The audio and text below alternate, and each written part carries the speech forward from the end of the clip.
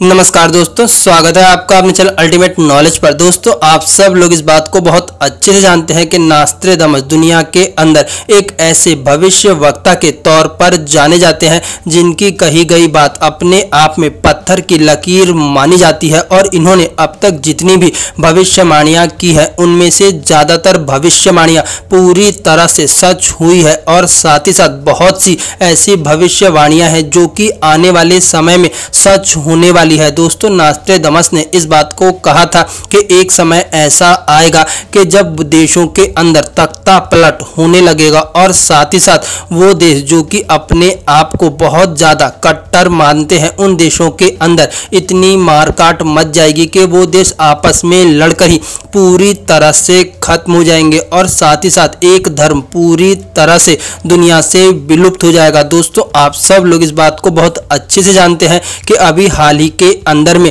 बांग्लादेश के अंदर किस प्रकार से हसीना का तख्ता पलट हुआ है और उन्हें अपना देश छोड़ करके जाना पड़ा है। इससे पहले पाकिस्तान के अंदर भी इमरान खान की सत्ता जाने को एक तख्ता पलट ही माना जा रहा है, क्योंकि इमरान खान का तख्ता पलट होने के बाद से वो पूरी तरह से जेल की सलाखों में कैद है। और दोस्तों, साथ ही साथ अगर नास्ट्रेदामस की बातों को ध्यान से सुना जाए और उन्हें समझने की कोशिश की जाए तब आप लोग इस बात को अच्छे से समझ जाएंगे कि अभी किस प्रकार से वर्तमान के अंदर दुनिया भर में इस्लाम धर्म को लेकर के विरोध देखा जा रहा है। आज दुनिया किस प्रकार से खुल करके इस्लाम धर्म और मुस्लिम लोगों के विरोध में पूरी तरह से आकर के खड़ी हो चुकी है। दोस्तों, चाहे वो जर्मनी हो, चाहे वो यूके हो, चाहे वो इटली हो या फिर यूरोप के अन्य देश क्यों न हो, आज पूरी तरह से इस्लाम के खिलाफ हो चुके हैं और इन देशों के अंदर इस्लामिक गतिविधियों पर पूरी तरह से प्रतिबंध लगाने की तैयारी हो रही है।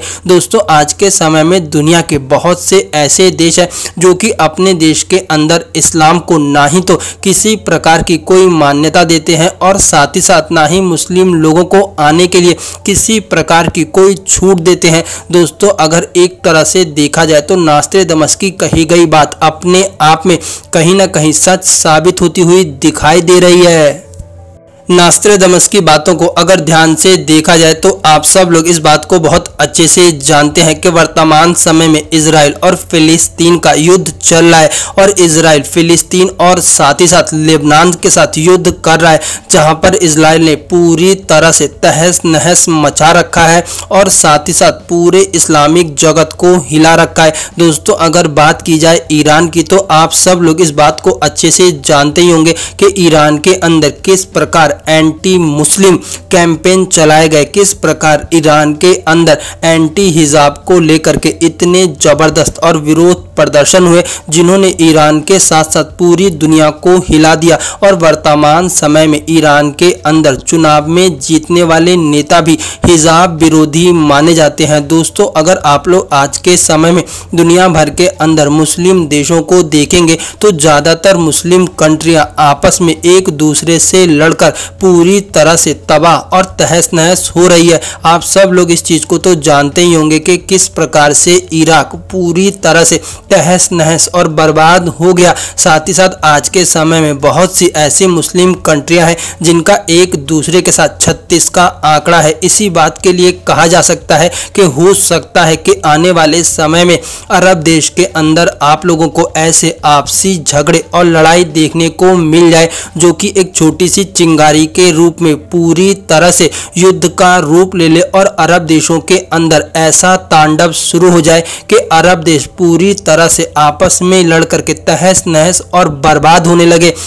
दोस्तों, आज के समय में दुनिया का कोई सा भी ऐसा कोना नहीं है जहां पर एंटी इस्लाम विरोधी कार्य ना किए जा रहे हो या फिर इस्लाम के विरोध में तकरीरें ना दी जा रही हो। आज दुनिया का हर देश कहीं ना कहीं एंटी इस्लाम के लिए चल रहा है और साथ ही साथ अपने देश के अंदर से इस्लामिक गतिविधियों को पूरी तरह से खत्म करना चाहता है। अगर देखा जाए तो ये बात कहीं ना कहीं भारत के संदर्भ में भी पूरी तरह से सही मानी जा सकती है, क्योंकि जब से भारत के अंदर नरेंद्र मोदी की सरकार आई है तब से कहीं ना कहीं भारत के अंदर मुस्लिम लोगों में एक डर जरूर समाया है कि मुस्लिम लोग अपने आप से वो गलतियां नहीं कर रहे जो कि वो पहले कांग्रेस की सरकारों में किया करते थे। नरेंद्र मोदी ने अपने कार्यकाल में चाहे वो ट्रिपल तलाक हो, चाहे वो एनआरसी हो, चाहे वो सीए हो या फिर वर्तमान समय में वक्फ बोर्ड संशोधन बिल हो, नरेंद्र मोदी भी कुछ ना कुछ ऐसा कर रहे हैं जिसके कारण से